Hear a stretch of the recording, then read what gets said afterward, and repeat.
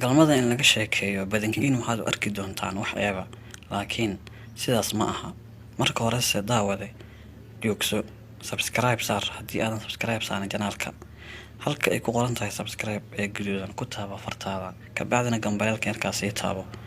Asxaabtii hore iyo kuwa cusub waa mahadsantihiin muuqaalkan like wada saara. Maanta waxaan ka hadli doonaa arrin aad iyo aad ay tahay in laga hadlo. Waa galmada xalaasha ah.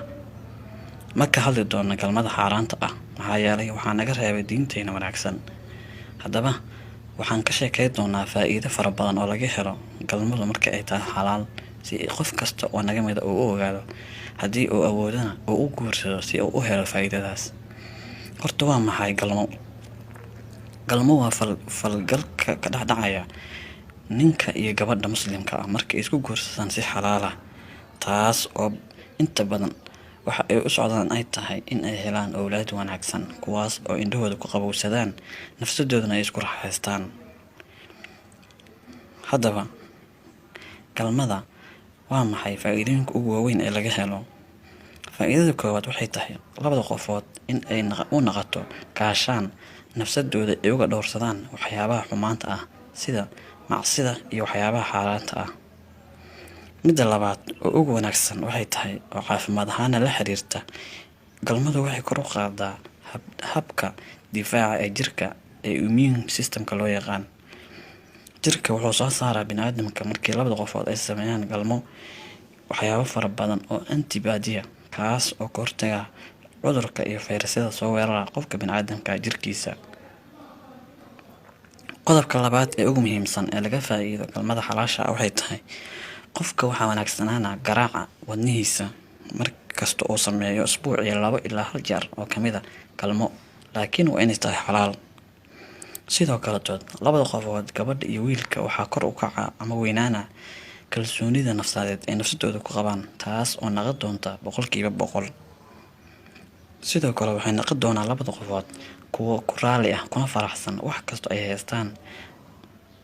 Waxay noqon doonaan laba qofood oo walwal iyo walbahaarba nadiifka ah markasta ay sameeyaan galmadaas xalaasha ah. Waxyaabaha kale oo muhiimka ah oo laga dhaxlo galmada xalaasha waxaa ka mid ah waxaa qofka ku yaraana siiba ninka ragga ah in uu ku dhaco kansarka ku dhaca prostate-ka ama prostate kansarka loo yaqaan. Markasta oo biyaha uu tuurayo ninku waxaa yaraana in uu qofkaas ku dhaco kansarka ku dhaco prostate gland-iga oo nimanka qaaska u ah. Daraasad ayaana arrintaas lagu proof gareeyay. Qodobka kale oo muhiimka ah oo labada qofood aad iyo aad uga faa'iidayaan waxaa ka mid ah galmada xalaasha ah murqaha labada qofood murqaha kaada heesta inay adkaadaan siiba gabadha markay ay uurka leedahay. Waxaan ognahay in ay jilcaan murqahaas maxaa yeelay ilma galeenka ama uteruska ayaa kor u riixaya. Kabacdi waxaa dhacaya gabadha inay kaadida hayso weyso ay marar badan musqusha aado.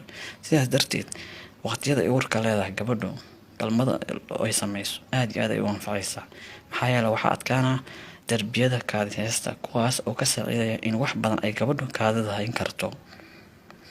Qodobka kale oo muhiimka ah waxay tahay ka faa'iidayaan labada qofood waxaa wanaagsanaana hurdadooda. Labada qofood markasta ay galmo sameeyaan waxay hurdayaan hurdo aad iyo aad u degan aad iyo aad u xeel dheer taas oo ay dareemayaan farxad fara badan. Waxyaabaha kale oo muhiimka ah oo laga dhaxlo galmada xalaasha ah waxaa ka mid ah labada qofood waxaa hoos u dhaca in uu ku dhaco dhiig kar ama pressure-kooda uu kor u kaco marka ay sameeyaan galmada xalaasha ah. Waxyaabaha kale oo muhiimka ah oo laga helo galmada xalaasha ah waxaa ka mid ah caafimaad ahaan daraasooyin fara badan ay caddeeyaan habdhiska dhiigga ee wareegga ama loo yaqaano circulatory system-ka ee dhiigga lagu gaarsiiyo xubnaha kala duwan ee jirka wuxuu noqonayaa mid aad iyo aad u sareeya aad iyo aad u wanaagsan. Xubin kasta oo jirkaana waxaa gaari doona dhiig fara badan gaar ahaan maskaxda iyo murqaha iyo xubnaha kala duwan. Waxaan ognahay maskaxda bini'aadamka haddii hal meel ay ka maqnaato dhiig inay dhimanayso, laakiin halkan way sii fara badanaysaa. Waxyaabo kala duwan oo fara badan oo laga dhaxlo waxaa ka mid ah gabdhaha uurka leh markasta ay sameeyaan galmo ay sameeyaan ee la sameeyay ninkeeda gabadhu markii uur leedahay waxaa hoos u dhaca culayskii faraha badnaa oo gabadhii saarnay. Markasta oo gabadha galmada sameysto waxaa jarmaya xayir fara badan taas oo la socota uurka.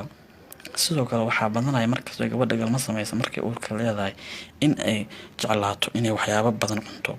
sidoo kale waxaa hoos u dhacaa culeyskaas. sidoo kale waxaa adkaanaa kaadi haysta murqaheeda, taas oo ka saacidaysa gabadha markay uurka leedahay in ay wax fara badan kaadida ceshan karto. mawduucan halkaas ayaan kusoo koobaynaa. wuxuu noqon doonaa kuwo taxane ah oo caafimaadahan la xiriira. mawduucayna dambe wuxuu noqon doonaa kan mawduuc ka ugu dhow. fadlan haddii aad ka heshay commentiga noogu reeb, muuqaalkan like saar, youtube-keena subscribe saar.